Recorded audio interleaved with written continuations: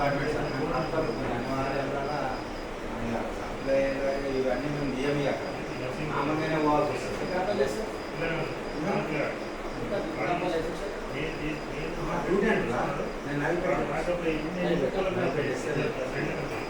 కానీ అన్ని సమస్యలు మాకే పడతాయి. బాధనే అడవదాడు ఫీలింగ్ చేస్తాడు.